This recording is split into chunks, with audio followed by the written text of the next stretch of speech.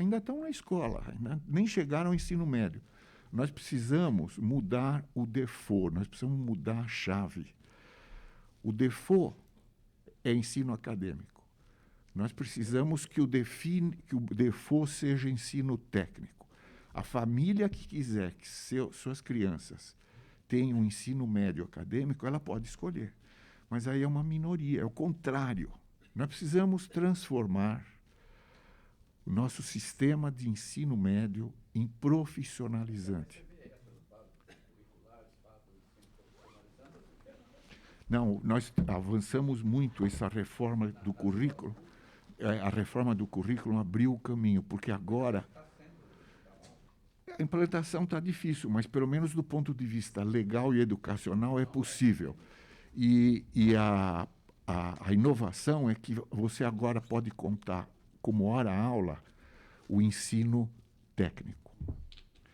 Então, nós precisamos promover o que a Alemanha, a Coreia, os países da Europa têm, que é o sistema dual. Pois é, claro, porque é minoria. Bom, é uma observação geral, vale até para quem ia falar depois. A gente fica olhando a reforma trabalhista nela mesma. Essa é uma observação. Que a reforma trabalhista foi um avanço, ninguém tem dúvida, no meu entendimento, por duas razões. Ela quebrou dois paradigmas que, primeiro, a história da contribuição sindical, todo o financiamento do sindicato. E o segundo é a prevalência do negociado sobre o legislado, que não é uma frase. Ela mudou a ideia de que trabalhador e sindicato é hipossuficiente, e não é. Então, é duas mudanças de paradigmas que eu acho fundamentais para dizer que a reforma, sim, é um grande avanço. Mas você fica analisando ela por ela si própria. Então, aí vem a crítica. Bom, não gerou emprego. Pode ter aumentado a informalidade. Enfim, são críticas que, na verdade, não dependem só da reforma trabalhista. O Brasil é um país desequilibrado. Para você ver os efeitos da reforma trabalhista, ou os avanços que vierem, você tem que equilibrar esse país, você tem que fazer reforma educacional, você tem que fazer reforma tributária, que são coisas que vão aumentar o emprego, provavelmente, e dar uma transparência maior para outros aspectos e ver mais claramente o que é a reforma trabalhista. Essa que é a minha crítica. A gente fica olhando a reforma trabalhista por ela só, e o Brasil ela nunca vai ficar clara ou mostrar transparência ou os resultados que ela, de fato, podem trazer ou trouxeram, se não houver outras reformas que complementem essa reforma. Essa é uma observação que eu queria fazer de caráter geral, porque a gente fica sempre correndo atrás do rabo do cachorro. Obrigado, Zé. Acho que é um ponto importante e eu vou já adiantar que eu vou tentar responder um pedacinho dela quando eu falar hoje à tarde. Acho que eu vou abrir a última pergunta, depois a gente já começa a próxima sessão. Por favor. Hamilton. Bom dia a todos. Professor Hamilton, Departamento de Administração. Eu queria pegar essa última fala do professor Hélio, essa questão de que os nossos alunos vêm, a maioria, de escolas públicas, mas das escolas técnicas, né? Eu acho que essa é uma questão antiga, eu tenho algumas vezes tentei debater na Congregação da Fé, mas a gente não tem conseguido, mas todas as informações que eu tenho confirmam a tua visão, né? A gente, na realidade, a proposta de trazer alunos de escola pública para a universidade, ela está furada na medida em que vem uma elite. O pessoal da periferia não entra na FEA. Quem entra é o pessoal das escolas técnicas. São escolas públicas, sem dúvida, mas eles já passam por uma seleção grande. Eu já ajudei a criar curso de administração e escola técnica aqui em São Roque, por exemplo, Escola Técnica Federal, e eu estudei bem e acompanho isso. Então, nós temos um problema muito sério, que ao invés da gente estar incorporando alunos das escolas públicas da periferia, esses alunos nunca chegam à universidade porque chegam os alunos das escolas técnicas, que são escolas de elite, tem todo um processo vestibular, etc, etc. Mas o que eu queria perguntar, professor Hélio, provavelmente você sabe muito mais do que eu até, né? No governo do Fernando Henrique, quando o ministro da Educação era o Paulo Renato, ele tentou, eu não sei se avançou ou não, fazer uma mudança na estrutura curricular das escolas técnicas, de modo a formar realmente alguém que seria um técnico, que iria para o mercado de trabalho, e não usar a escola técnica como um caminho, uma ótima escola para entrar num curso universitário. Eu dava aula para... Não, pode seguir. Seguir? Sim, dava aula com frequência para o pessoal do primeiro ano, e eu fazia uma roda e conversava, e verificava que muitos alunos, aqui na FE, do curso de administração, economia ou contabilidade, eles tinham feito escola técnica, e era evidente que eles fizeram escola técnica como uma forma de fazer um ótimo colegial de graça. E não sei se você sabe se essa mudança do Paulo Renato, se isso aí surtiu algum efeito, se existe ou não. E a outra questão é isso, como é que a gente trabalha? Nós estamos tentando trazer a escola pública, mas nós trazemos a elite. O povão mesmo, a periferia, está completamente esquecido nesse processo. Obrigado, viu? Você bem rápido. Eu acredito que não houve nenhum impacto da época do Paulo Renato. E por que não há impacto? E mesmo agora, com a reforma curricular, vai ser difícil a gente criar um impacto, porque o que precisa mesmo é você, de alguma forma, institucionalizar parcerias entre escolas e empresas, entre escola e mercado de trabalho. Por uma razão muito simples, ensino técnico é muito caro. E nenhum sistema escolar vai poder estar na fronteira da tecnologia. Ele não vai poder se renovar a ponto de acompanhar a tecnologia. Onde é que está a fronteira da tecnologia? Onde é que está a fronteira da tecnologia na Alemanha? Nas escolas.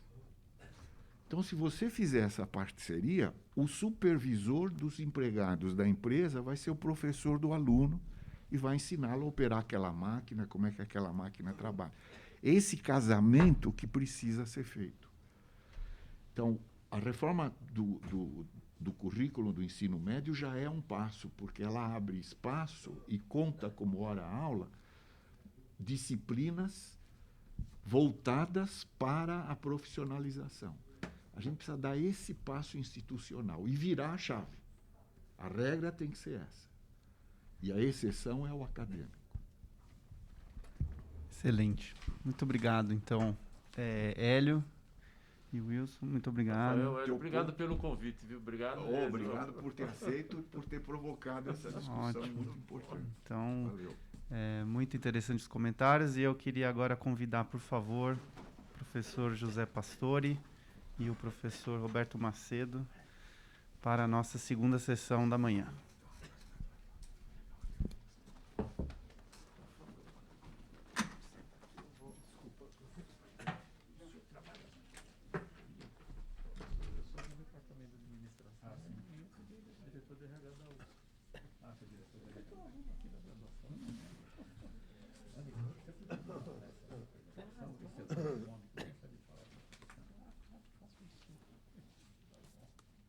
Onde eu fico? Aqui, por favor. Você aqui?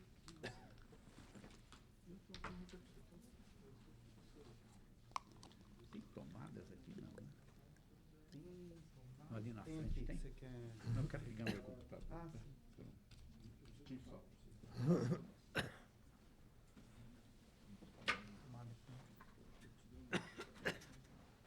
Ela vai trazer.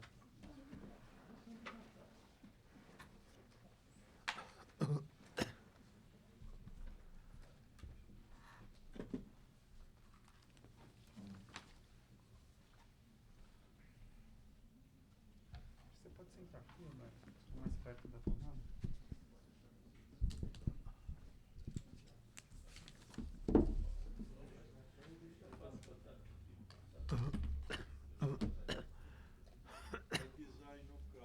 Ô, Rafael, Oi.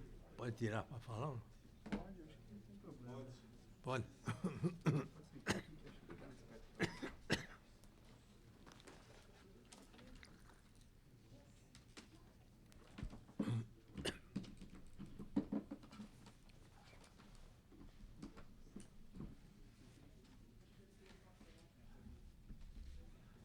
preocupado, hein, Macedo?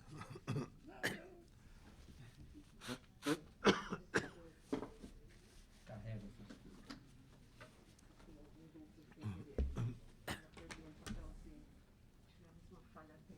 Perdemos um papel. Não, mas não tem problema. Muito bom. Vamos encontrar papel. Fica sem nome. O Hélio foi embora? Deve ter ido no banheiro, né? Ele não vai ter outro papel aqui, não, né? Esse é dele? Não, esse é o meu. Ele vai ter outro papel aqui, né? Não, não.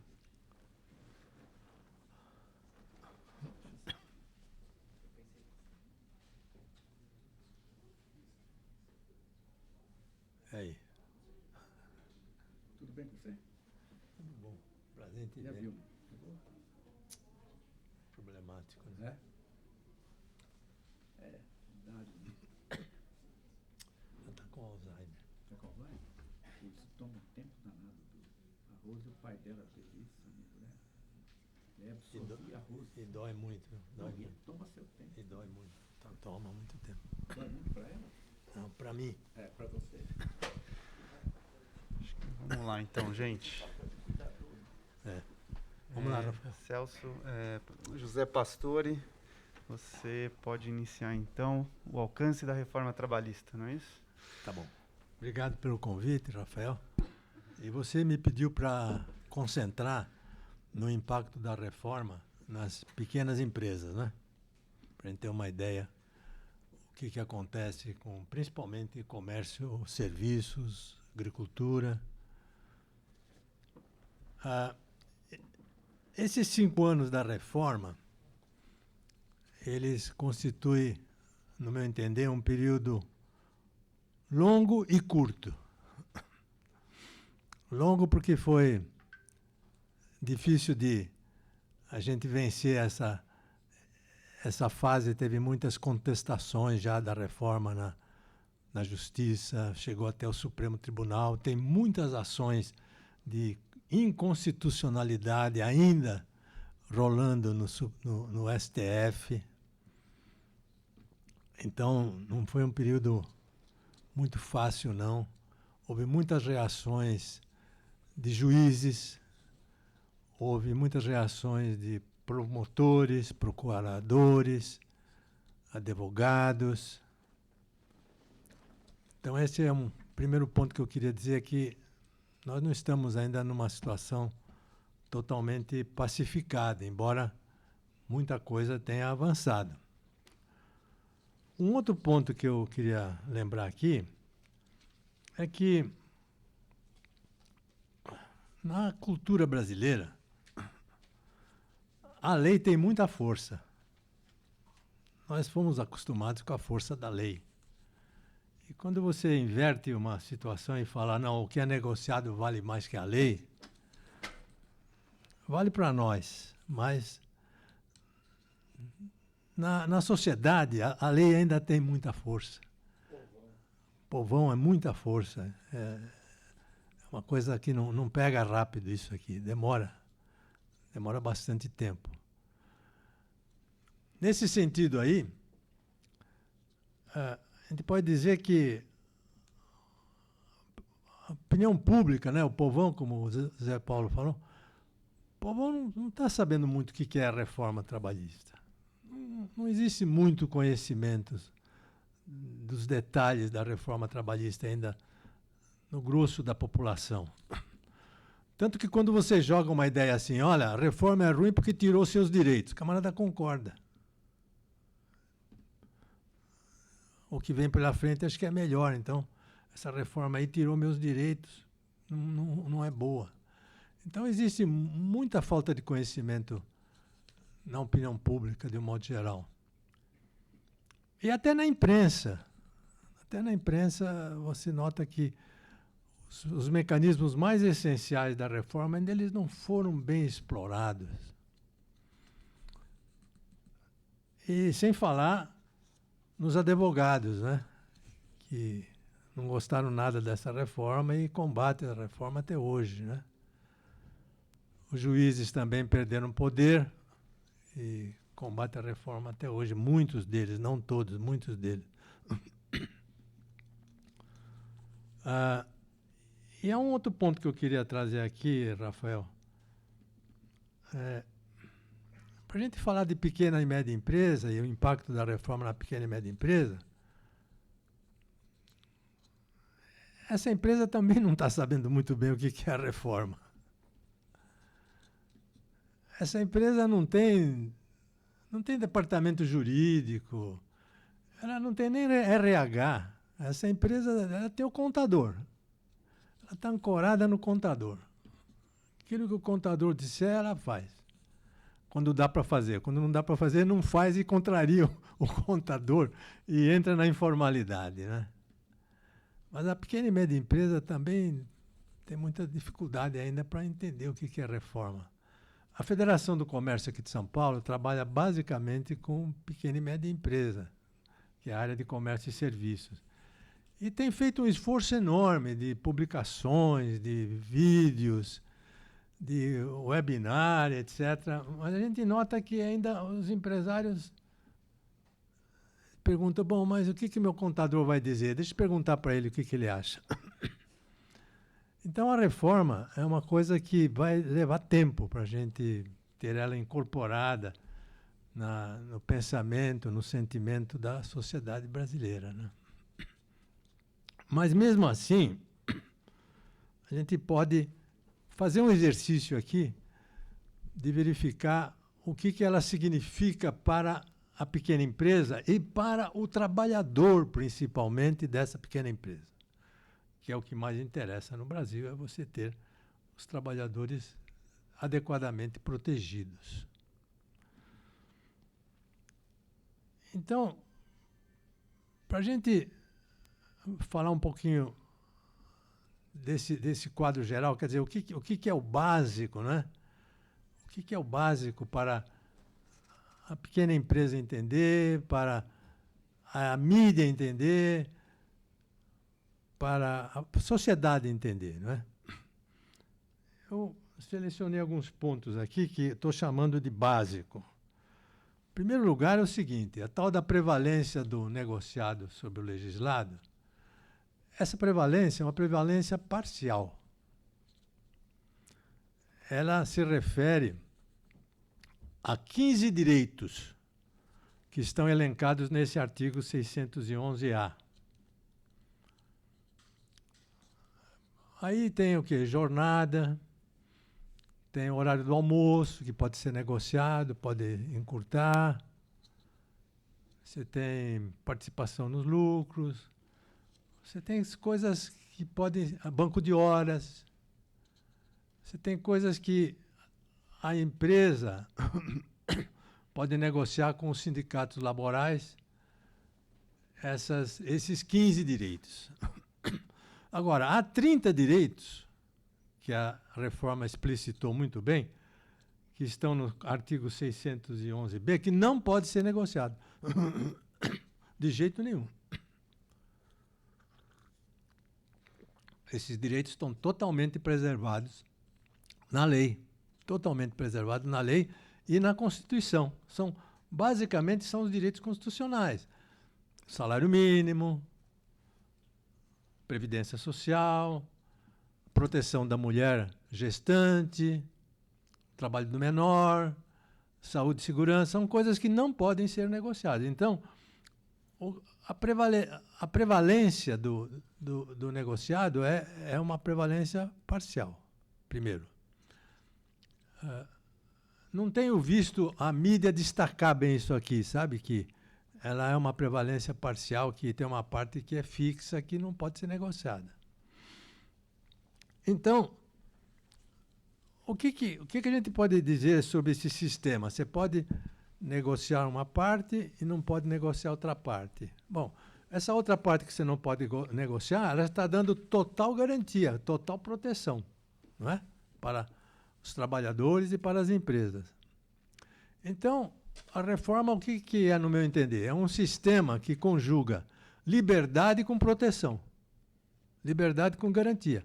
Quer dizer, tem liberdade para negociar certas coisas, mas tem garantia de outras que não podem ser negociadas, que terão que ser preservadas e obedecidas. Agora, tem um ponto importante é que mesmo essa parte que pode negociar, ela é relativa. Por quê?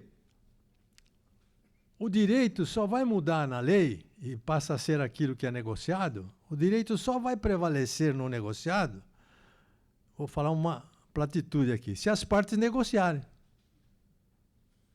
Se as partes não negociarem, até mesmo esses 15 direitos estão preservados. Estão intocados, são intocáveis. Ou seja,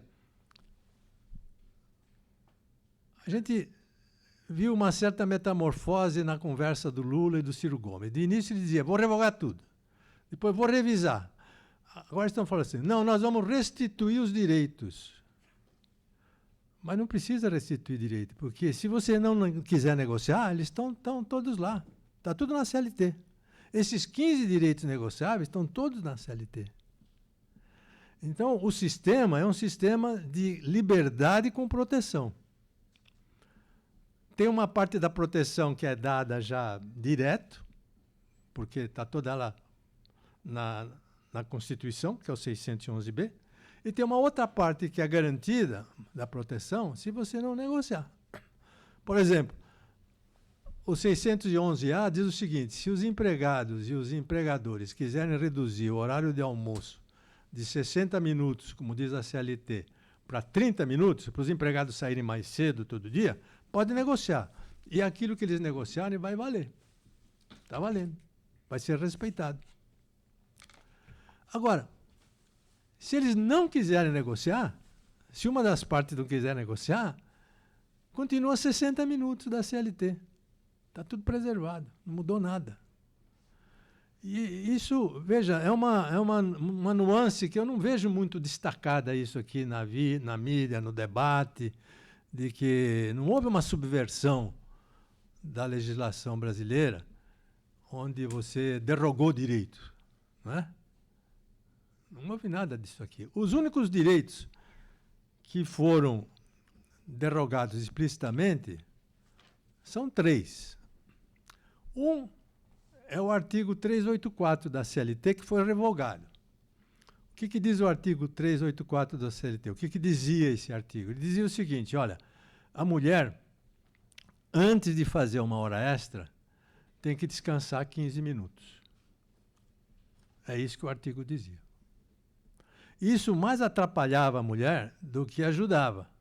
Porque se ela tinha que fazer uma hora extra, vamos supor, no banco, ela tinha que descansar 15 minutos, ela ia sair mais tarde.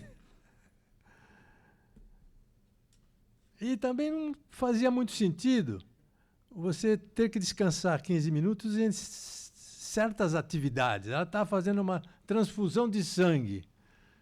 Vai fazer uma hora extra, para a transfusão 15 minutos para depois continuar. Ou se ela é motorista de um micro-ônibus que leva as crianças para casa e para a escola.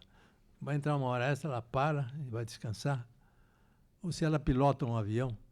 Então isso foi revogado. Uma coisa que já não existia. Porque isso aqui existia em 1943, quando a CLT foi aprovada, porque as mulheres carregavam sacos nas costas. Fazer uma hora extra realmente precisava descansar. Isso foi revogado. Isso é verdade, isso foi revogado. Um outro artigo que foi totalmente revogado é o 792. O que dizia o 792? A mulher que não é casada, para ela entrar na justiça, tem que pedir autorização para o pai ou para o responsável.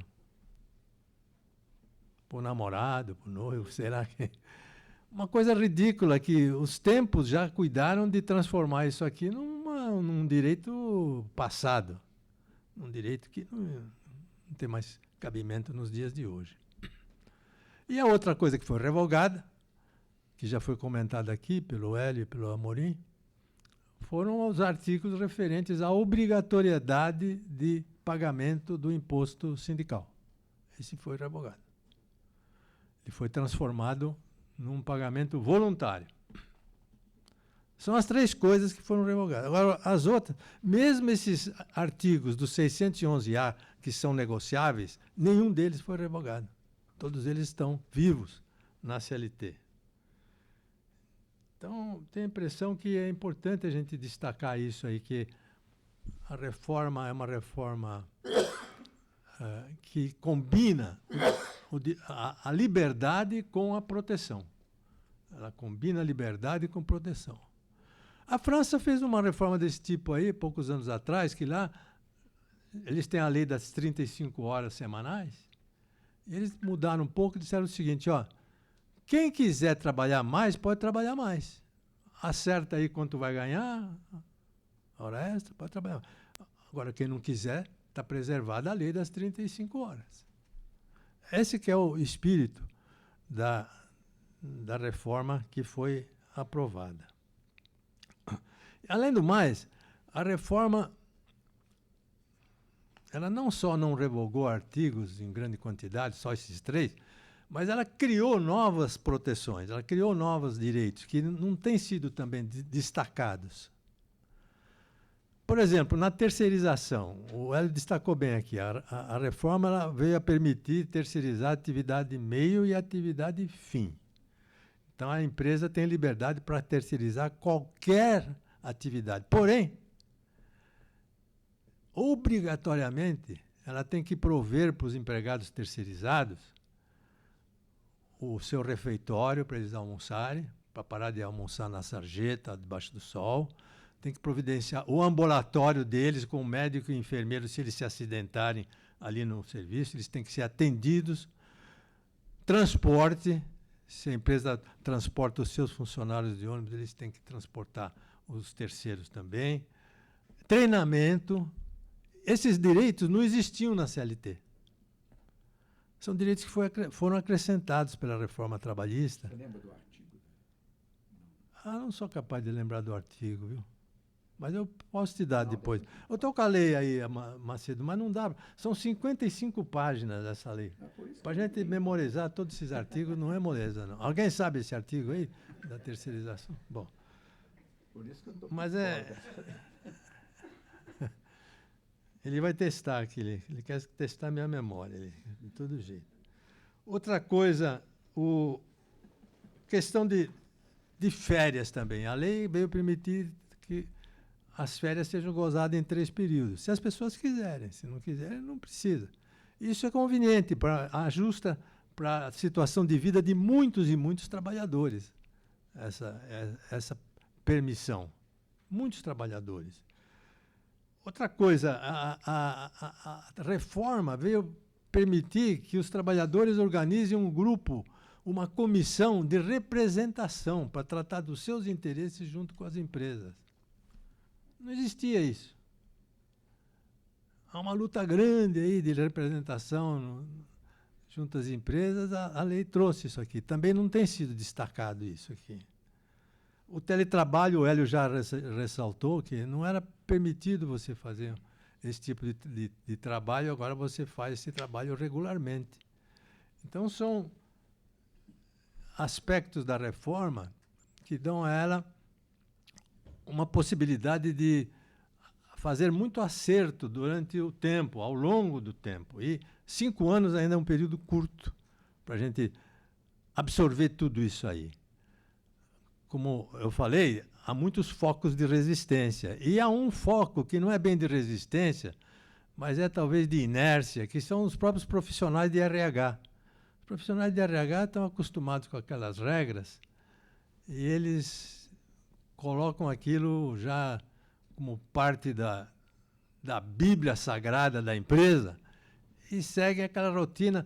Eles mesmos, de um modo geral, há exceções, poucas vezes tomam iniciativas de falar, vou inovar, vou fazer aqui, a não ser numa área, que é a área de participação em lucros e resultados. Aí eles estão mais ativos e mais participantes. Então, eu tenho a impressão que a reforma ainda vai precisar de um bom tempo, se ela não for revogada, para a sociedade brasileira incorporar isso aí, como incorporou a CLT. E para a gente incorporar uma reforma que substitua a CLT, nesses aspectos, é claro, demora, tem resistência. Mas, o Rafael pediu, mas o que está acontecendo com as pequenas e médias empresas? O que a gente pode vislumbrar para elas, né? Então, vamos falar um pouquinho sobre isso aí. 83% das empresas brasileiras, elas têm até 14 empregados. Então, a esmagadora maioria das empresas brasileiras são pequenas. E elas respondem por 52% dos empregos formais. As grandes ainda têm uma participação grande de emprego formal. Elas são em menor número, mas elas empregam quase tudo formal, não é? Agora, as pequenas são as empresas talvez das mais atingidas pelas ações trabalhistas. Em primeiro lugar, na Justiça do Trabalho, o freguês número 1 é o governo. A maior parte das ações trabalhistas são de empresas estatais e de administração direta, fundações, etc. Em segundo lugar, segundo cliente maior na Justiça do Trabalho são os bancos. Os bancos são os grandes clientes da reforma da Justiça do Trabalho. Eles empurram o processo até lá em cima, até o TST. É claro, eles devem saber empregar bem o dinheiro, então, se puderem postergar o assunto até o TST, eles vão postergando. Mas logo depois você vai ter uma enxurrada de ações trabalhistas que são contra pequenas empresas. E aqui é até compreensível, né? Muitas delas empregam na informalidade, muitas delas não tem RH, não tem jurídico, depende do contador, e o contador não consegue dominar o ímpeto do empregador para contratar um ou outro empregado na informalidade. Muitas vezes ele nem declara para o contador que ele tem empregado na informalidade.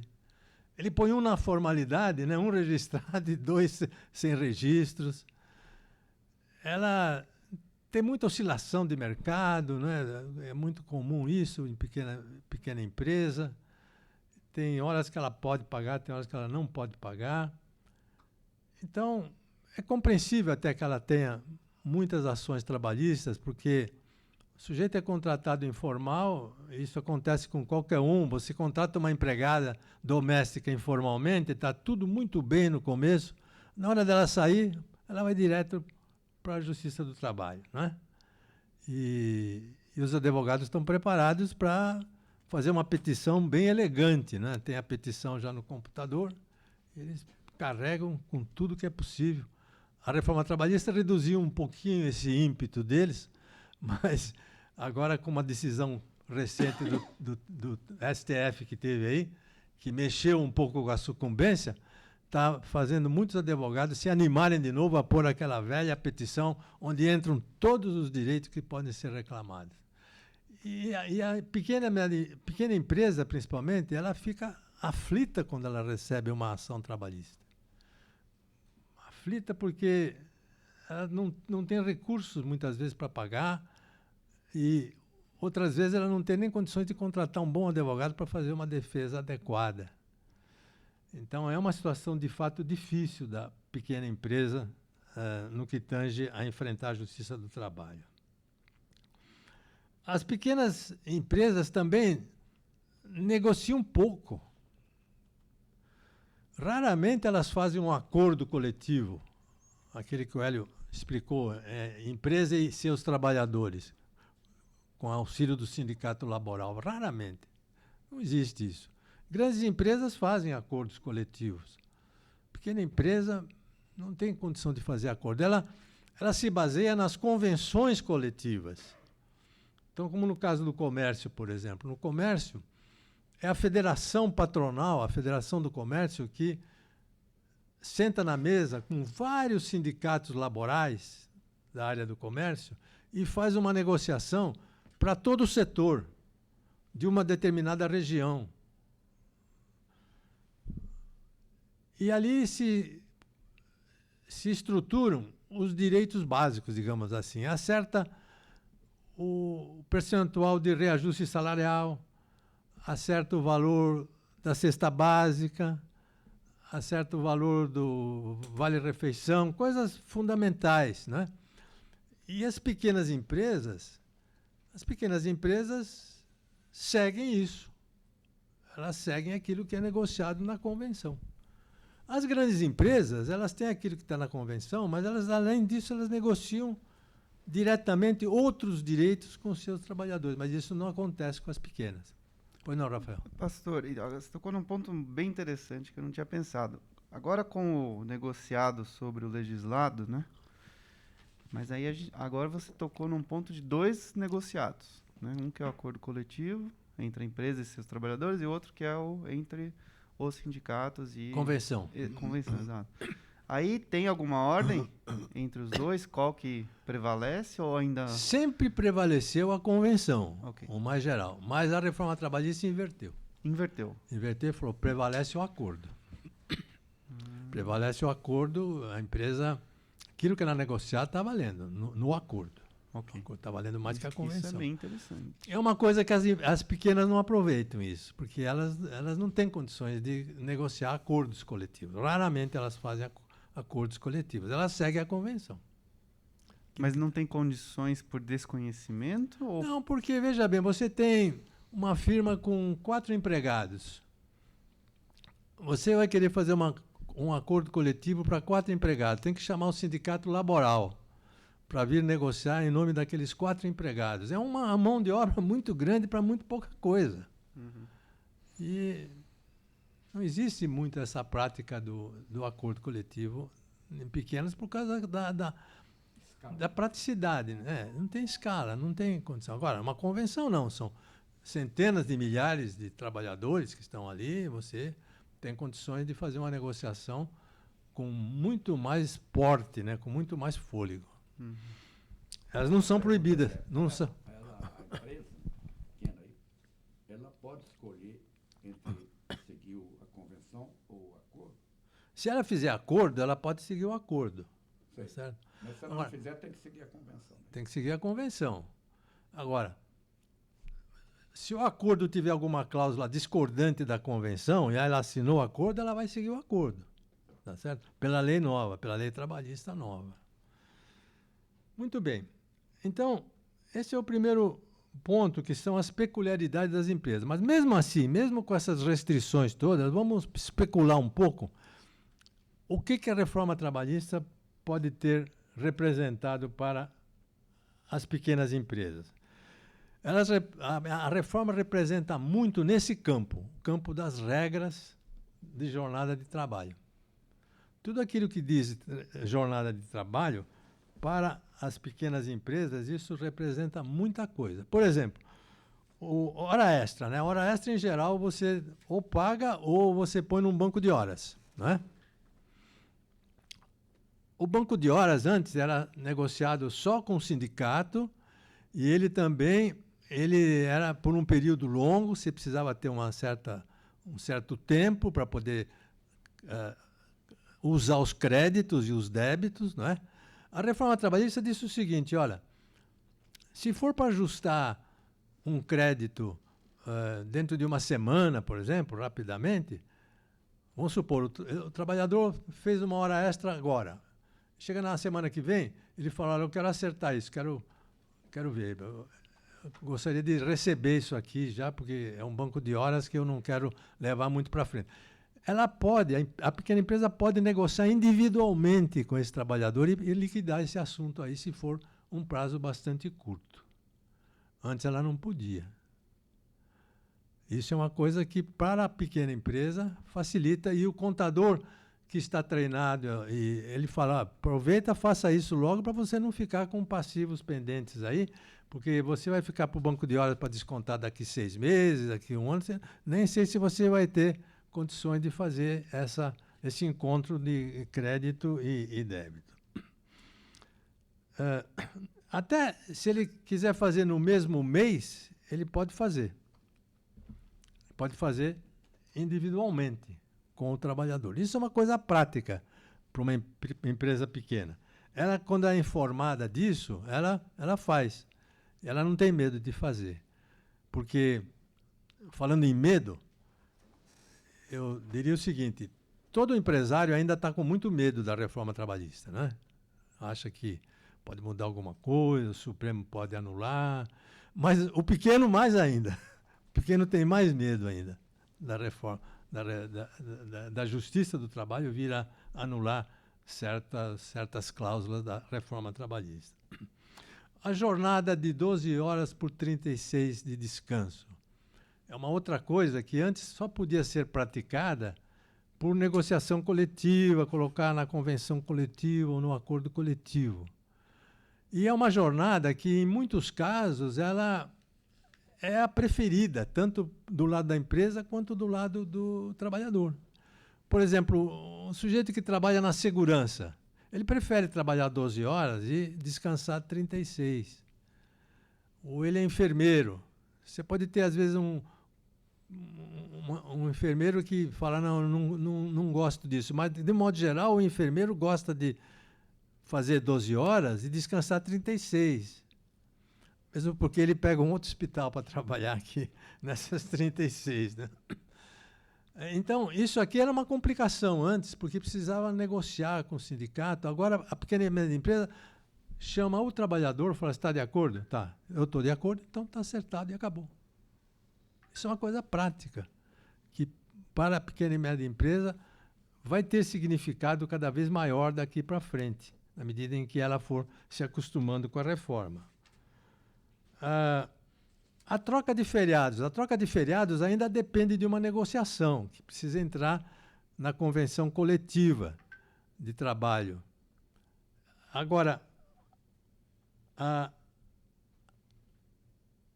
troca de feriados para a pequena empresa, ela é muito importante quando a convenção coletiva dá flexibilidade para trocar feriados. E tem algumas convenções que já dão essa flexibilidade e a empresa pode trocar o feriado, a convenção é que vai dizer isso, a empresa pode trocar o feriado antecipando um feriado ou postergando o feriado, ou na mesma semana ou em outra semana. Isso convenção ou acordo, lá em cima. Então, fica a critério da pequena empresa ajustar o feriado no momento em que ela achar mais conveniente, uma vez garantida aquela regra geral negociada. Isso já tem acontecido. Mesma coisa com dia de folga também. A mesma coisa, ela vai ter que compensar. Se ela vai mexer no feriado, ela vai ter que compensar essa folga em algum tempo. Vai ter que dar uma folga a mais para o trabalhador. A convenção pode ter cláusulas sofisticadas que permitem liberdade à pequena empresa fazer a alocação dessa folga no jeito que ela quiser. O intervalo intrajornada, que é o intervalo para o almoço, digamos assim. Antes da reforma, quando o trabalhador saía para o almoço, que era de 60 minutos, e ele entrava para trabalhar antes dos 60 minutos, a empresa tinha que pagar uma hora completa de hora extra para ele.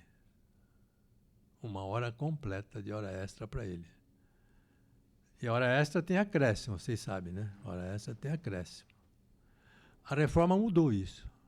A reforma diz o seguinte, você paga apenas os minutos que ele entrou mais cedo. Só isso. Acabou. Então é muito prático isso para uma pequena empresa. Quando ele se antecipa, numa hora de almoço, bom, quanto foi? Entrei 5 minutos. Tá bom, então conta aí 5 minutos, depois na semana que vem a gente acerta, no fim do mês a gente acerta isso aí. Tem acréscimo. Tá bom, vamos pôr o acréscimo aí. O acréscimo da hora extra. Então é um outro aspecto que para a pequena empresa é de utilidade. Permanência no local de trabalho. Essa é uma outra coisa, quase que o inverso do que eu acabei de falar. Antes da lei, da reforma, o trabalhador, o empregado que entrasse na empresa alguns minutos antes, começava a contar o tempo como tempo trabalhado. Tanto que tinha muita empresa que, às vezes, numa hora de chuva, por exemplo, tinha que deixar os empregados lá fora, sem entrar, para não ser sujeita a ter que pagar hora extra, ou ter uma ação trabalhista para pagar a hora extra. Isso, para o trabalhador, era muito ruim, né? Ficar no tempo aí. Outras coisas também. Tem muito trabalhador que chega no final do expediente, ele quer fazer um trabalhinho lá no computador da empresa para poder levar para a escola à noite. Ele pode ficar agora porque a lei permite fazer isso, sem que isso se incorpore na jornada de trabalho remunerada. Para a pequena empresa isso é muito útil. Para a grande também, mas sobretudo para os trabalhadores, isso aqui é de muita utilidade. Então, é um aspecto que a reforma trouxe, ajudando os dois lados, no meu entender. Então, tudo isso aqui está referido, todos esses assuntos aqui estão dentro dessa questão da jornada de trabalho. Agora, existe um outro capítulo que a pequena empresa também está sendo, digamos, amparada, que é a customização e a flexibilização de várias regras. Uma delas foi a criação do trabalho intermitente, que já foi aqui comentado no primeiro painel. Pequena empresa, tem muita pequena empresa que precisa do trabalho intermitente. Às vezes é um bar que tem 2 empregados, mas chega no fim da semana, tem muita gente que vai frequentar mais, vai comer lanche, vai jogar boliche, vai jogar sinuca no bar. Então, ele precisa de ter mais 2, 3 garçons ali no balcão. Então, para essa periodicidade, essa irregularidade, ele vai ter um feriado no meio da semana, que ele vai ter mais. Ele pode contratar o trabalho intermitente. O restaurante, aqui o exemplo já foi dado do restaurante. Já foi dado também da firma de buffet, que em geral são firmas pequenas essas. Elas têm 2, 3 empregados só, a cozinheira e uma moça que ajuda, mas chega uma hora que vai ter que servir uma festa, ela precisa contratar aí 10, 12 garçons para aquela festa. Então, isso ajudou muito os trabalhadores que antes trabalhavam na informalidade, sem nenhuma proteção, e agora trabalham como contratados, porque o trabalho intermitente ele é contratado com todos os direitos da CLT. Ele recebe proporcionalmente férias, 13º, tudo direitinho conforme reza a CLT. É uma regra que veio, que as empresas pequenas, tenho quase certeza que vão usar cada vez mais daqui para frente. O trabalho em tempo parcial, a mesma coisa. A lei criou duas maneiras de tempo parcial, uma de 26 horas, uma de 30 horas. Uma que você pode fazer horas extras no tempo parcial, outra que você não pode fazer horas extras. E o tempo parcial, para muitas pequenas empresas, é bastante interessante, porque há muitos empregados que só podem trabalhar em tempo parcial, ou porque são estudantes, ou porque têm ou responsabilidade familiar, ou porque é idoso. E as empresas pequenas, contratando em tempo parcial, elas contratam formalmente e podem pagar os direitos, os encargos sociais, num contrato de valor menor e mais viável para ela mesma. O autônomo sem relação de emprego, o Hélio já ressaltou aqui a importância que foi de ter esse autônomo sem relação de emprego. Isso pode facilitar muito o trabalho de empresas que precisam desse tipo de profissional. A terceirização de atividade fim. Isso também ajuda a pequena empresa. Tem muita pequena empresa que precisa terceirizar algum trabalho. E esse trabalho, às vezes seja de manutenção, às vezes seja a prestação de um serviço específico para ela, e esse trabalho, podendo ser livremente contratado por ela, ela também garante para o lado do empregado uma segurança jurídica que ele não tinha antes. Tanto que, com a regularização da padronização, diminuíram muito as ações trabalhistas. Esse foi o campo onde houve, talvez, a maior redução de ações trabalhistas, foi de terceirização. Segundo os dados do TST, houve uma redução de 70% das ações trabalhistas por causa de terceirização. Então, a possibilidade da empresa terceirizar com essa segurança vai ajudar as empresas. Mas Não é tanto quanto nas grandes empresas, é lógico, porque as grandes empresas terceirizam muito mais. Terceirizam quase que rotineiramente vários serviços, enquanto a pequena acidentalmente, ela tem que terceirizar um serviço. Ela vai chamar um sujeito para fazer uma pintura geral no ambiente dela, ela contrata uma empresa de pintura que vai lá e faz a pintura em todo o restaurante, digamos assim. O teletrabalho já foi comentado também, que facilitou muito aos trabalhadores que puderam ter os seus empregos preservados durante a pandemia, mas o teletrabalho também ajuda muitas pequenas empresas que se ajustam bem ao teletrabalho. Por exemplo, os escritórios de contabilidade, eles estão se ajustando bem com o teletrabalho. Isso reduziu os custos dessa empresa e reduziu os custos também para os trabalhadores que não precisam viajar todo dia para ir trabalhar. E eles dão conta bem. Então, há várias atividades de pequenas empresas que eles se dão bem com o teletrabalho. Empresas de propaganda, empresas de design, pequenas agências de viagem, isso aqui está funcionando muito bem com o teletrabalho. O distrato consensual. O que é o distrato consensual? Antes da reforma, havia muito caso de empregado que não queria mais trabalhar nessa empresa, queria ser mandado embora, receber as verbas rescisórias dele e partir para outra. E a empresa não tinha recursos para pagar as verbas rescisórias.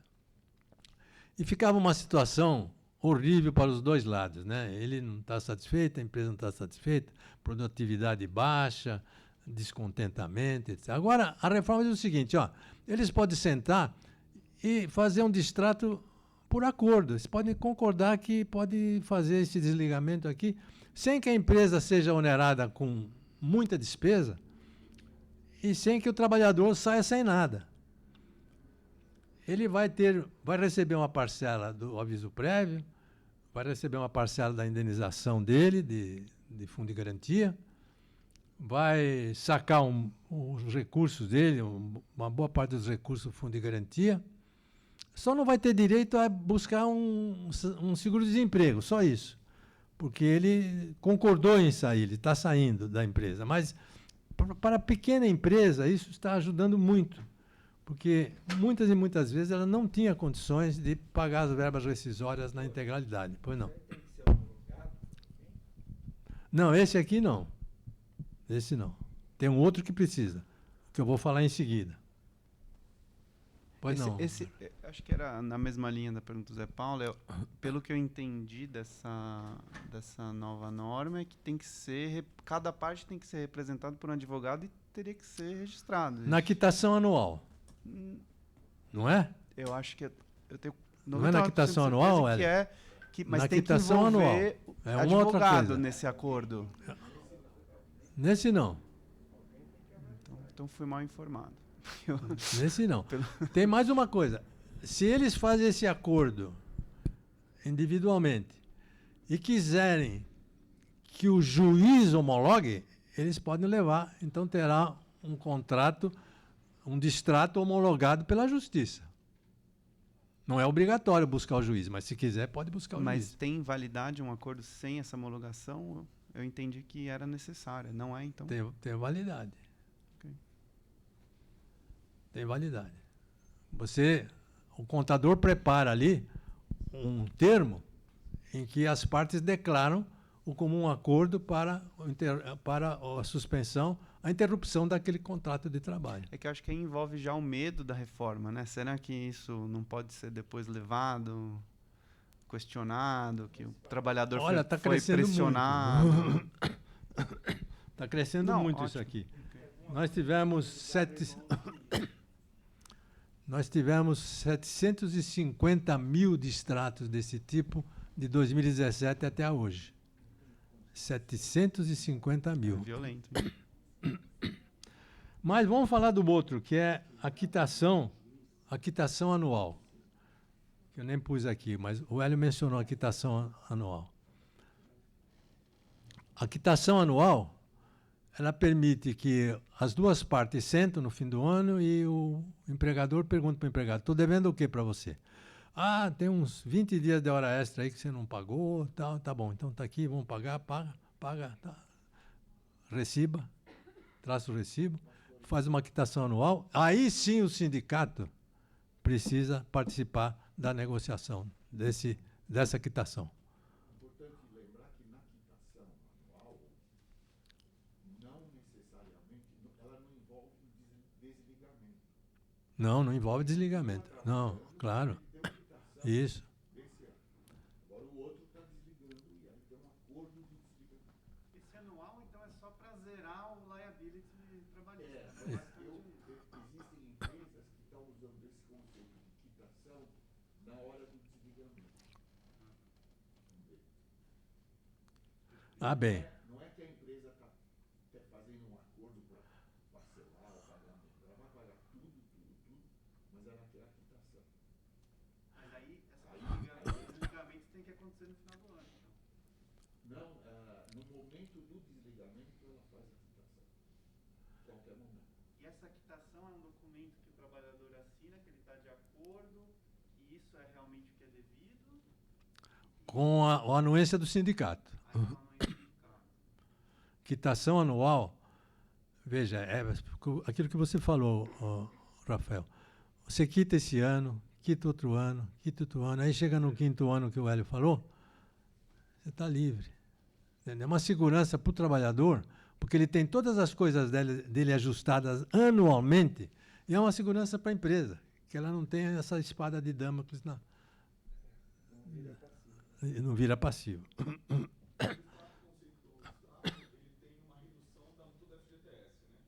Isso. Isso.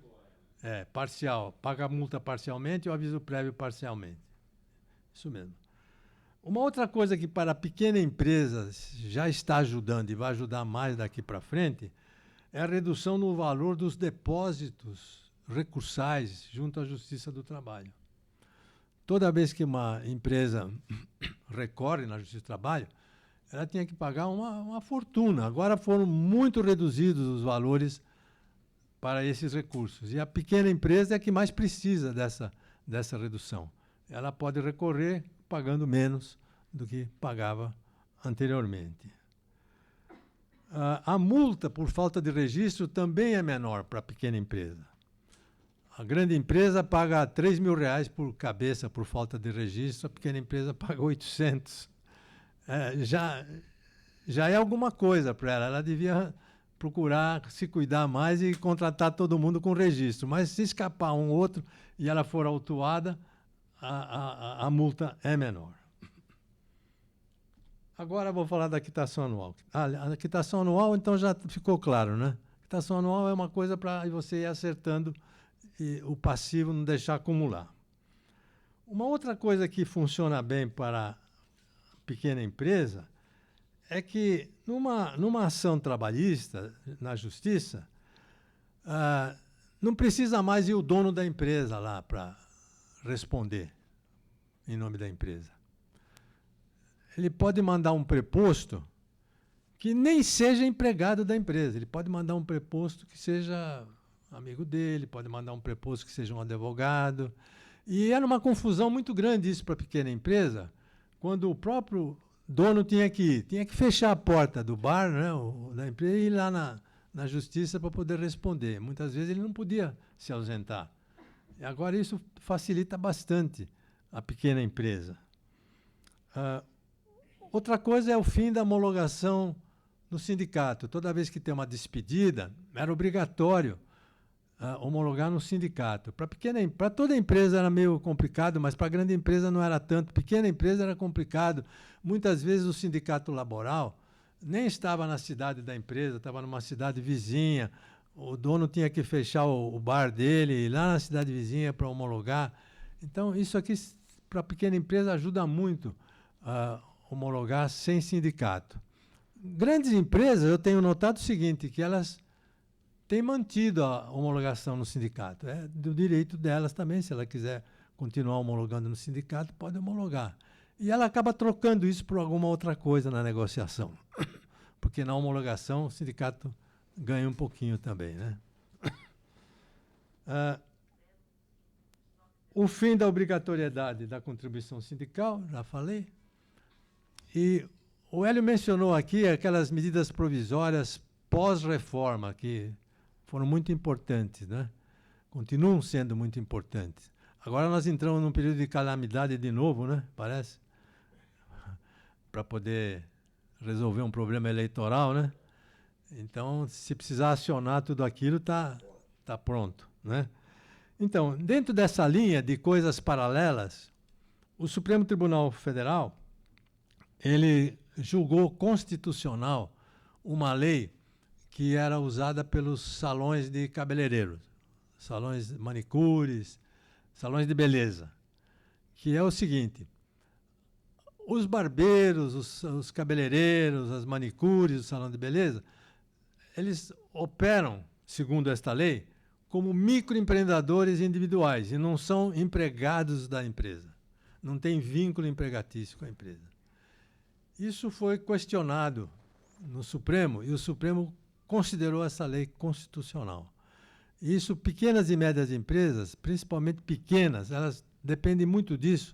O salão de beleza é típico, mas tem outras atividades em que ela pode ter um autônomo ali trabalhando como MEI, e sem que ela tenha um vínculo empregatício.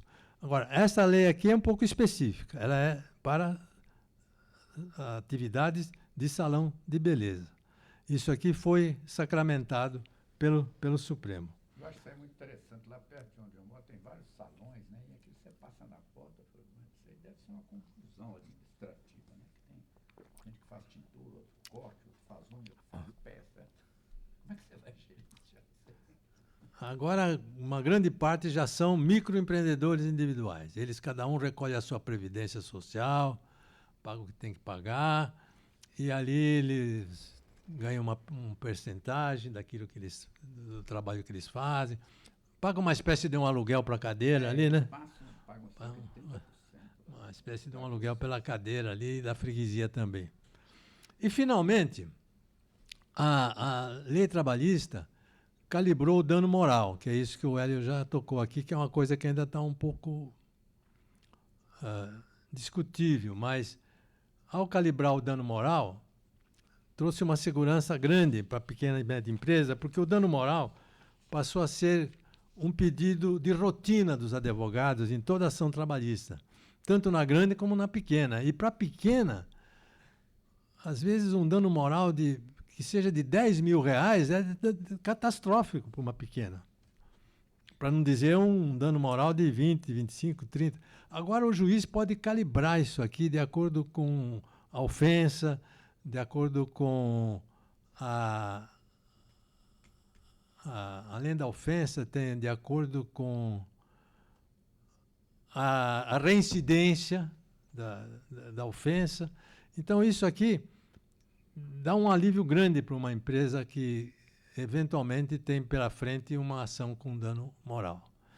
Bom, esses são os pontos que, no meu entender, dizem mais respeito às pequenas e médias empresas. Não quer dizer que todas elas estejam usando isso. Como nós falamos aqui, a reforma trabalhista não pegou por completo ainda e vai demorar algum tempo para pegar. E para a pequena empresa vai demorar um pouquinho mais, porque ela tem muito medo mesmo de ações trabalhistas e ela vai resistir. Mas nessas coisas mais práticas que eu pude indicar aqui, isso está funcionando a contento. E, ao funcionar para a empresa, funciona também para o lado do trabalhador, porque ele não tem nenhum direito dele revogado e tem sempre as necessidades deles atendidas. Era isso que eu tinha para falar, Macedo. Muito bem, Zé. Obrigado. Bem, em primeiro lugar, eu quero agradecer o convite aqui, que veio através da Narita para participar desse evento. E ele me tocou muito porque eu fui o primeiro professor de economia de trabalho aqui na faculdade e vi que a área cresceu muito na parte de pesquisa. E para falar sobre o passado, eu estou numa situação agora peculiar, que antigamente eu falava no passado assim, alguns meses atrás. Depois eu falava alguns anos atrás. Depois, algumas décadas atrás. Agora já falar meio século atrás. Não é isso? Então, quase meio século atrás, eu tinha voltado dos Estados Unidos em 1974. Eu escrevi uma tese lá mais de econometria, que chamava Models of the Demand for Labor, né? Como tinha labor, tudo que pintava aqui de labor, o pessoal jogava em cima de mim, sabe? E eu, num determinado momento, eu resolvi levar a coisa a sério e procurei criar o curso de Economia do Trabalho, que lá nos Estados Unidos chama Labor Economics, né? E achei que aqui, poxa, tem muito espaço para avançar com isso. E aí eu ganhei até uma bolsa, não sei se você lembra de uma tal de Inter-America Foundation, né? Que, aliás, eu fui ver, ainda existe até hoje, certo? Quem está atrás de dinheiro para pesquisa aí pode dar um pulo lá. Inter-American Foundation, certo? E aí estabeleci a natureza lá do curso e começamos, segundo Zé Paulo, que me ajudou a memorizar isso hoje, que ele falou que o primeiro curso veio em 77, né? Há quase meio século. E aí a gente começou a gerar discípulos, o próprio Zé Paulo, o Hélio, né? Que continuaram isso aí, agora, depois veio a Narita aí também. Tinha a Cristina Cachamari, ainda mexe com isso, né? Tá, né? Cristina Cachamari. Agora, aqui tem uma figura, para usar um termo em moda aí pelo presidente, mítica, né? Da área, que é o Zé Pastore, porque ele, embora não dando aula de economia do trabalho, era muito ligado à área.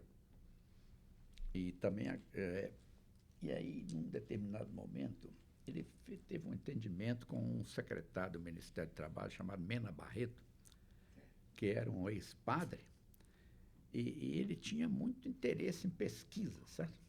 Então, por intermédio da FIP, nós tivemos um grande volume de pesquisas, né?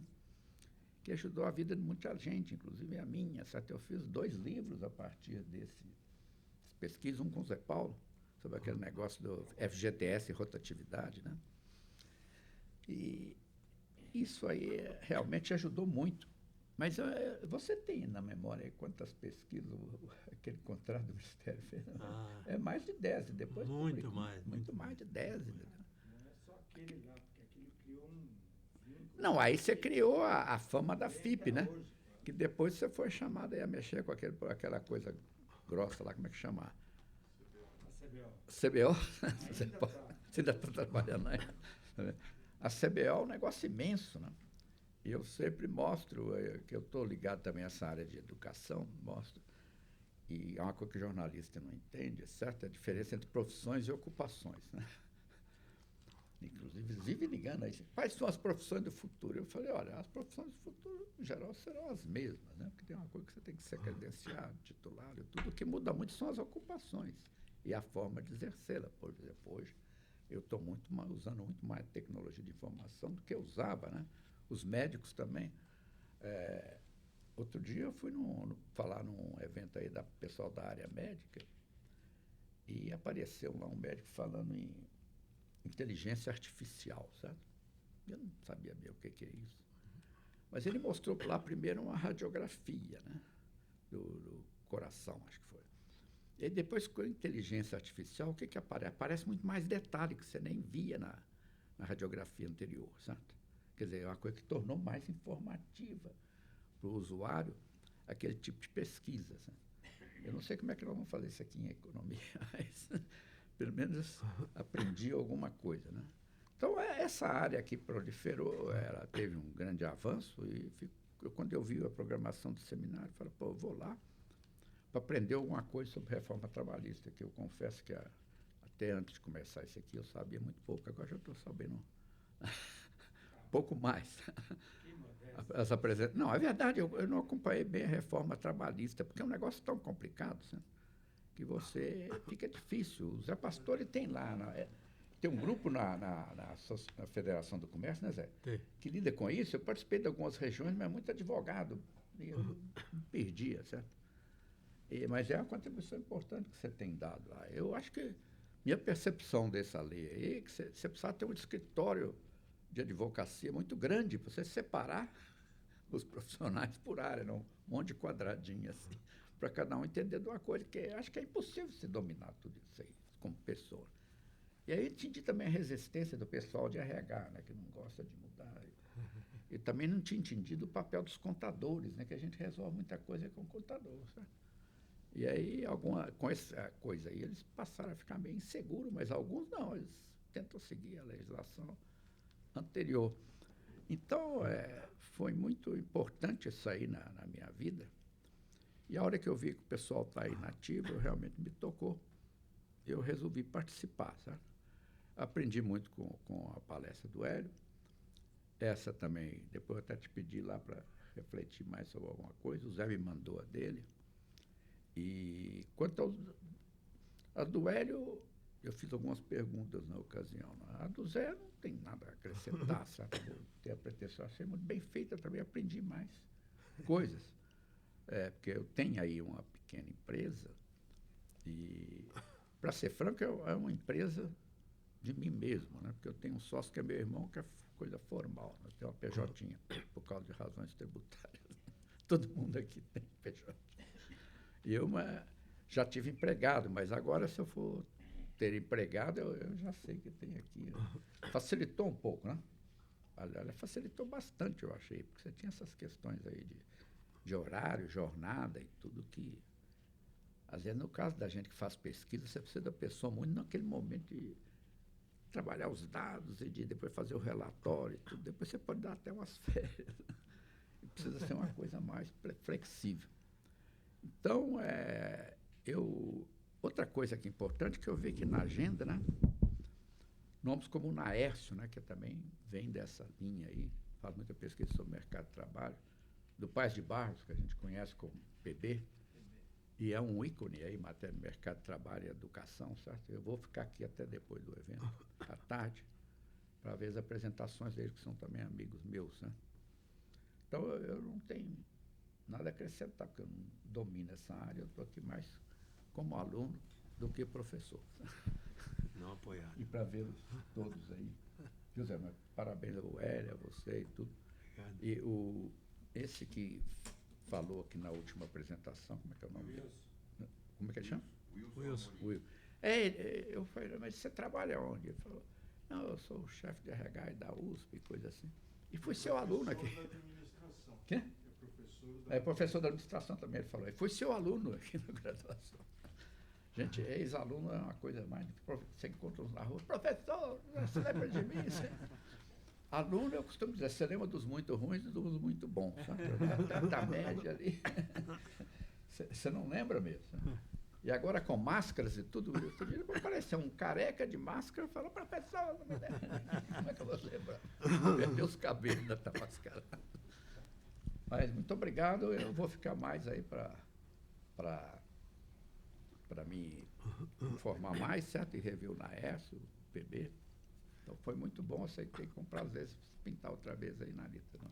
Muito obrigado, Macedo, muito obrigado. E obrigado, Pastore, também. A gente tem uns 5 minutinhos aí para ir para o almoço, então vou aproveitar e fazer uma pergunta minha. Vocês dois tocaram no ponto dos contadores, no papel dos contadores, né, Pastore? E será que... você disse que a reforma ainda não pegou, né? Algumas partes dela ainda não pegou como deveria. Então, mas eu acho que talvez eles seriam um bom caminho, né, de fazer essa reforma pegar e educá-los de alguma maneira. Porque você pega banco, eles têm lá uns departamentos jurídicos imensos. Eu estou falando em relação a pequenas empresas, esse seria um caminho talvez mais fácil, né? Porque eles cuidam, né? Cada contador cuida, sei lá, de quantas empresas. Se eles souberem implementar essas medidas, acho que seria um bom caminho, né, para implementar. Eu tenho notado lá com a minha contadora, uma até desistiu, certo? E vendeu a empresa. Outra dificuldade deles é essa questão digital, né? Você pega profissionais antigos, às vezes são coisas simples, como certificação digital e tudo, mas alguns enfrentam grandes dificuldades, certo? E lá na Associação Comercial é interessante, eles têm um serviço lá que tem até assessoria jurídica, certo? Certificação digital, tirei lá, eles lá procuram ajudar registro das empresas, de e-mail, tudo. Isso aí está funcionando a pleno vapor. E, inclusive, nós somos convidados, que sou ligado à associação, e vocês precisam visitar isso, viu? Eu fiquei impressionado. Aqui em São Paulo tem um negócio chamado Feira da Madrugada, não sei se alguém já foi lá, sabe? Eu não tinha ido, porque isso era de madrugada. E eu falava, vou levantar 2 horas da manhã para ir lá ver esse negócio.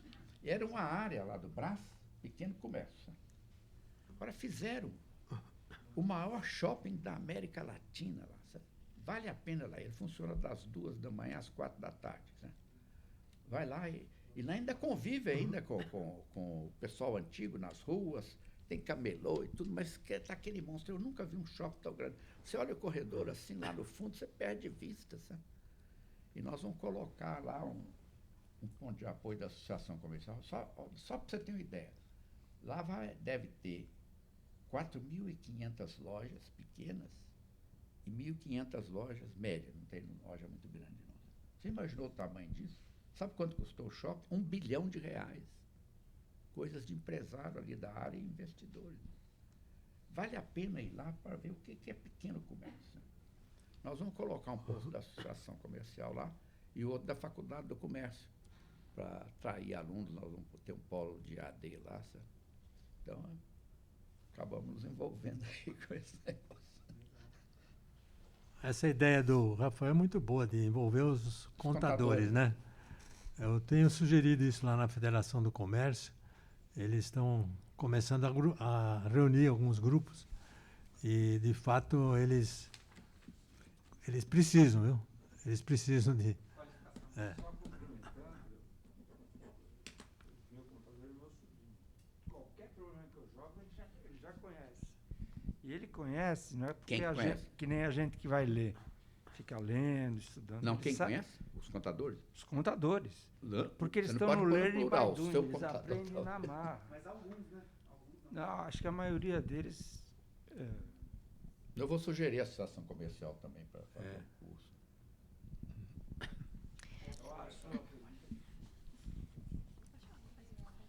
Uma aqui, depois lá e a gente encerra. Bom dia. Eu gostaria de agradecer pelas falas também. Eu queria retomar um ponto que o professor tratou inicialmente, e foi tratado na primeira palestra também, que é acerca da crescente utilização de conciliações extrajudiciais. Eu acho que a gente pode falar que existe um consenso de que as conciliações elas promovem acesso à justiça, que não é o acesso ao judiciário, mas o acesso à resolução de um problema de forma ágil e efetiva. Entretanto, pelo rito em que elas acontecem, pelo formato, tende a haver um constrangimento dos trabalhadores para aceitar determinadas condições que flexibilizam seus direitos. Então, acho que não ficou muito claro para mim como nós podemos falar em um avanço, nesse sentido, um avanço da reforma trabalhista, se ela revela aspectos que tendem a flexibilizar esses direitos dos trabalhadores, uma vez que essas conciliações, essas negociações, elas têm ganhado mais espaços e elas acontecem sem a devida orientação diante de uma vulnerabilidade do empregado frente ao empregador. E é isso. Muito obrigada. Bem, Quer falar primeiro, Hélio? Eu acho que o Hélio tem uma resposta boa para ele. Essa coisa remete a uma expressão que é a hipossuficiência do trabalhador. O trabalhador não se basta. Ele pode casar, ele pode ter filho, ele pode descasar, pode comprar bens, pode vender bens, mas ele não pode negociar os direitos trabalhistas. O argumento é que os direitos trabalhistas são necessários para a sobrevivência da família. E eles são indisponíveis, portanto, não tem como abrir mão, parcialmente ou totalmente, né? Então, se você for por esse lado, quer dizer, você não teria nenhuma possibilidade de negociação na hora do desligamento, não é? Agora, se você considerar que o trabalhador pode decidir a sua vida em todos os aspectos, inclusive na questão trabalhista, esse pode ser um avanço. O exemplo que o Pastore levantou, por exemplo, o trabalhador quer ir embora. E a empresa não quer que ele vá embora ou não pode pagar que ele vá embora. Como é que faz? É ou tudo ou nada. O que a reforma trabalhista fez, ela abriu um espaço para negociação. Está perdendo? Está perdendo, mas está ganhando também. Quer dizer, são visões do trabalhador que estão em xeque aqui, né? Afinal, o trabalhador é adulto, ele pode cuidar da sua vida, pode em tudo, menos na questão do trabalho. Sabe? Uma coisa muito, muito protecionista, né? Paternalista, né? Tem que avançar. Eu concordo com você que o trabalhador é a parte mais fraca no mercado de trabalho, é verdade. Mas no caso de pequenas empresas, essa diferença não é tão grande assim, né?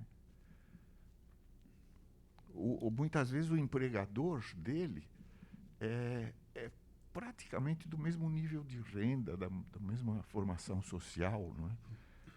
Então, agora, Hélio, eu perguntaria, o trabalhador está lá, eu não sei se mesmo sendo informal, ele pode recorrer a algum sindicato para ter assessoria jurídica? Não, o informal onde é que ele vai, o porque ele não tem informação. Ele, Como é que se ele é CLT, ele tem o sindicato representa. Eu mesmo já né? recorri ao sindicato. Então ele pode ir. Agora, se ele é informal e trabalha com subordinação, né? Quer dizer, ele é um empregado sem carteira. Isso. Aí sim ele pode ou ir ao sindicato, o sindicato defende, ou ele vai direto à Justiça do Trabalho e requer. Pois é, mas ele tem que ir atrás de um advogado. E tudo. Não, a Justiça tem muito do boca Trabalho. a boca aí, que eles aprendem Não, uns com os outros. eles sabem tudo. Eles sabem tudo. E a Justiça do Trabalho tem condições de atendê-lo também, diretamente. Ele pode ir lá na Justiça se aconselhar também? Não, ele vai lá e já reclama. Ele vai entrar lá e perguntar, olha, eu não tenho que trabalho eu e não tenho carteira. Como é que faz? Aí os caras vão entender. Ok. Joia. Então vamos para a última pergunta. Acho que a gente precisa fazer a última, porque senão a gente precisa ir para o almoço, infelizmente. Eu não sei se é uma pergunta, é mais um comentário, né? Talvez o professor Macedo até pudesse comentar mais isso. Eu não sei se contador é profissão ou ocupação, tá ok. Mas, enfim, foi dito bastante. Agora, o que é interessante é o seguinte, se a gente observar qualquer estudo, todos os estudos que mostram de profissões ou de ocupações em extinção, contabilidade é colocado como um porque disse que o processo vai ser cada vez mais automatizado e talvez nem precisasse o contador. Mas também eu queria ressaltar e destacar o nosso curso de contabilidade. Eu não sei se vocês conhecem a estrutura dele, mas ele é um curso que eu diria que ele está mais perto de administração do que de contabilidade hoje em dia. Eles já estão fazendo uma grande mudança. Tem um material, um estudo do professor Eliseu de alguns anos atrás, onde eu diria, isso aqui é um curso, não é mais um curso de contabilidade, isso é um curso de administração, né? Só fazer essa reflexão. Obrigado aí, pessoal. Não, você falou com a pessoa certa, que eu sou técnico de contabilidade, certo? E não sei, eu ainda posso exercer a profissão de contador, né? Mas eu usei, o curso foi muito útil, por exemplo, para passar no concurso do Banco do Brasil, que era meu sonho. Eu acho que posso ainda, eu tenho direito. Que mudou essa legislação, foi recentemente. Sabe? Oi. São duas perguntas, né? Acho que a primeira, eu acho que a gente... Tá, é rapidinho, duas perguntas. A primeira questão é, do ponto de vista microeconômico, a gente não consegue ainda identificar os efeitos positivos da reforma. Se a gente leva em consideração que a reforma ela possibilitou algumas flexibilizações, até foi citado aqui pelo professor Hélio, né, essa questão tanto da redução dos custos de transação quanto da informação assimétrica, a gente não consegue verificar que essa flexibilidade que impacta, né, o salário igual à produtividade marginal, isso não necessariamente se reflete no aumento dos níveis de emprego, aumento da formalização e nem aumento da atividade econômica neste período. Então, teria condições da gente fazer algum tipo de levantamento ou econométrico ou levantamento de dados que conseguisse separar parte dos impactos econômicos da crise, dos efeitos, efetivamente, da reforma, né? A outra questão... Claro. Infelizmente não. Infelizmente não, desculpe. Eu vou assistir online. Ah, legal. Não, eu vou assistir. A outra questão é que eu acho que a gente teve um primeiro desafio que eu achei muito pertinente, da gente ter condições de mobilizar essas diferentes características do mercado de trabalho polarizado no Brasil e dar uma resposta para as pequenas empresas. Me parece que vai surgindo outros desafios, né? Por exemplo, da economia plataformizada, né? Que a gente está lidando com relações de trabalho que se dá com empresas que estão em outro continente, né?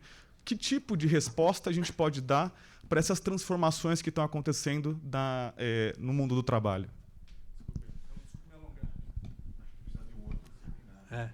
Mas só dizer, você tem toda a razão, porque a reforma trabalhista não entrou nessa área das plataformas digitais. Não entrou.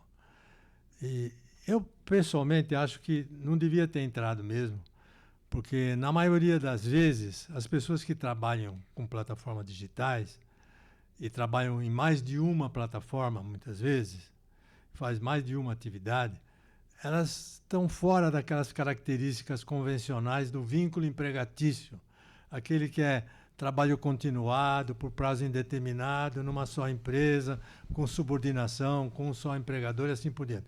Então, o que nós precisamos... Mas essas pessoas precisam de proteção, claro, porque hoje não tem nada.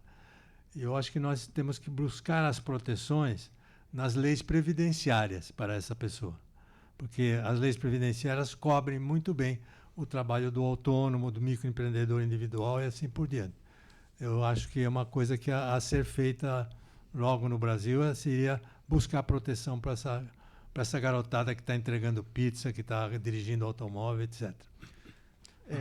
Só complementando, a tua primeira pergunta já foi respondida aí pelo Hélio, e a tua segunda pergunta vai também ser respondida à tarde pela Ana Fischer, que vai falar sobre a regulamentação que está vindo de plataformas. Então, recomendo que voltem à tarde. Então, queria agradecer mais uma vez a todos. Vamos agora, por favor, todos estão convidados a almoçar aqui com a gente, os apresentadores, né? E aí a gente volta às 14 horas. Ok? Obrigado.